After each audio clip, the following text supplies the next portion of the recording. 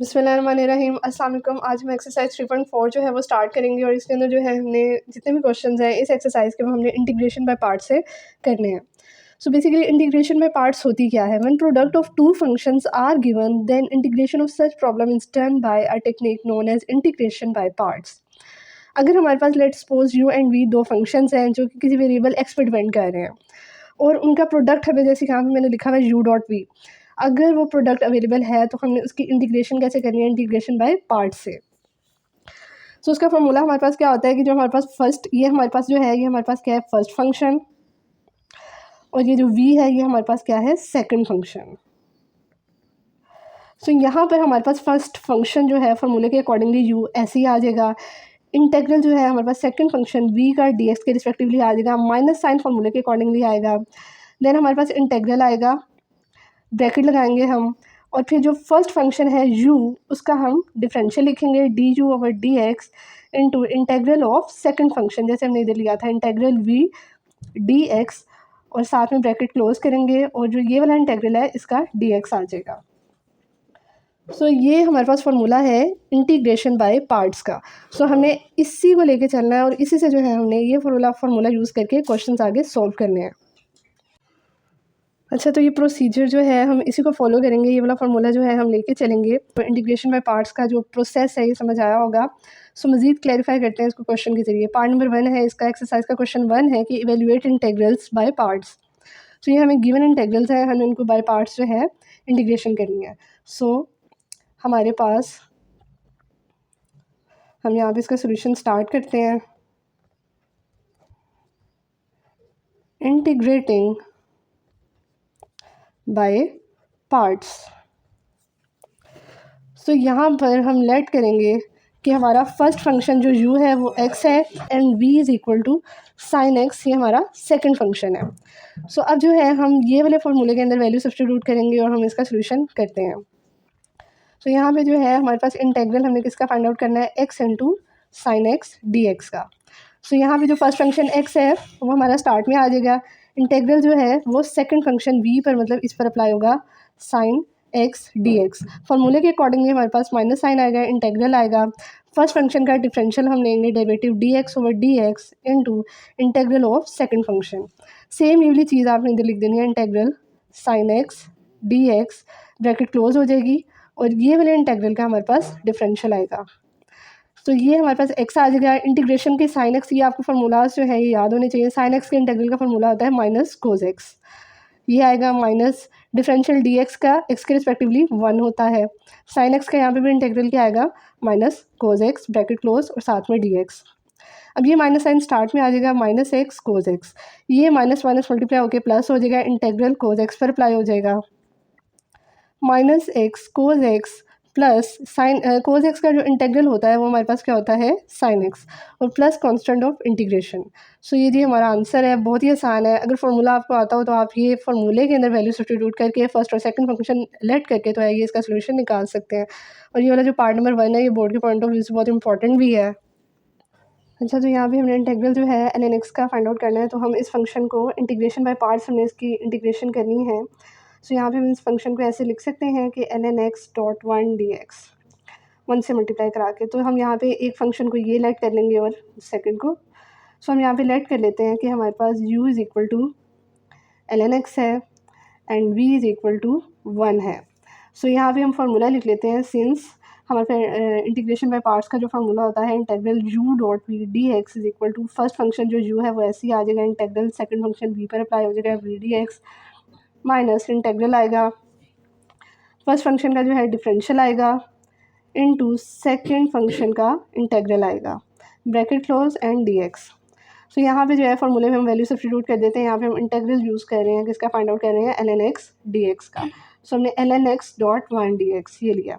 First function जो है वो हमारे पास u है, तो u is equal to l n x हमने लेट किया हुआ है, उसकी वैल्यू पुट कर देंगे, integral 1 d x minus integral जो हमारे पास फर्स्ट फंक्शन है उसका हमारे पास डिफरेंशियल आएगा इनटू इंटेग्रल सेकंड फंक्शन का, इसकी वैल्यू जो है 1 है, 1 d x into d x, ये एल एन एक्स आएगा। कांस्टेंट टर्म जो है इसका इंटीग्रल हमारे पास क्या आएगा? x माइनस इंटेग्रल डिफरेंशियल जो होता है ln x का, ये हमारे पास क्या होता है 1/x इनटू जो कांस्टेंट टर्म है इसका इंटेग्रल x के रिस्पेक्टिवली हमारे पास क्या आता है फॉर्मूले के अकॉर्डिंगली x ब्रैकेट क्लोज और साथ में dx।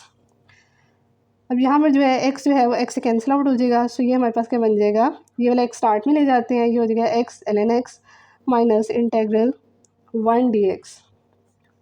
सो ये x ln x minus integral with respect to dx, ये हमारे पास x आएगा प्लस कांस्टेंट ऑफ इंटीग्रेशन। यहाँ से जो है हम दोनों टर्म्स में से x कॉमन ले सकते हैं, तो ये ln x minus 1 plus c।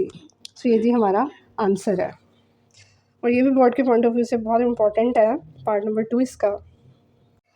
आगे जी इसका पार्ट नंबर 3 है, ये भी बहुत इंपॉर्टेंट है बोर्ड के पॉइंट ऑफ व्यू से। सो यहाँ पे जो है आपने जब भी ये इंटीग्रेशन जब करनी होती है, आपको पता है कि हमारे पास ln x का जो होता है ना इंटेग्रल, ये इसका एग्जैक्ट फार्मूला हमारे पास जो है इंटीग्रेशन में मौजूद नहीं है। सो हमने वहाँ पे इसको integration by parts he solve करना होता है। सो आपने जहाँ पर भी आएगा आपने इसको फर्स्ट फंक्शन यू लेट करना है ln x को। सो आपने जो है लेट कर लेना है कि u जो है हमारे पास ln x है and v is equal to x है, ताकि जब आप उसका डिफरेंशियल जो ln x का ले सकते हैं, इंटेग्रल अगर लेना पड़ेगा तो वो ये इंटीग्रेशन का फॉर्मूला हमारे पास अवेलेबल नहीं होता। सो लिहाजा यहाँ पर हमें वो मुश्किल हो जाएगी। तो इंटीग्रेशन में पार्ट्स में आपने ये ध्यान रखना है कि जहाँ पे भी ln x आएगा उसको फर्स्ट फंक्शन लेट करना है। सो हम यहाँ पे using integration by parts formula, so ये वाला फार्मूला जो है हम यूज़ करने के लिए जा रहे हैं। तो इंटेग्रल किसका आएगा, ln x को हम पहले लिख लेते हैं क्योंकि वो हमारा फर्स्ट फंक्शन है इनटू x dx। सो हमारे पास जो है फर्स्ट फंक्शन ऐसे ही आ जाएगा ln x फार्मूले के अकॉर्डिंगली, और इंटेग्रल जो है वो सेकंड फंक्शन v पर अप्लाई हो जाएगा which is x dx। Minus sign आएगा फार्मूले के अकॉर्डिंगली, इंटेग्रल का साइन आएगा फर्स्ट फंक्शन का डिफरेंशियल आएगा into integral of second function आएगा which is x dx bracket close और dx इस वाले इंटेग्रल का। सो यहाँ पर जो है ये ln x आएगा ऐसे ही। x का आपको पता है यहाँ पे पावर 1 है तो पावर रूल का फॉर्मूला लगेगा, यहाँ पे x की पावर में 1 ऐड करेंगे और नीचे भी पावर में 1 ऐड करेंगे माइनस इंटेग्रल ln x का जो हमारे पास होता है डिफरेंशियल का फॉर्मूला क्या होता है 1/x इनटू यहाँ पे भी पावर रूल का फॉर्मूला लगेगा सेम 1 + 1 ओवर 1 + 1। सो साथ में ब्रैकेट क्लोज dx।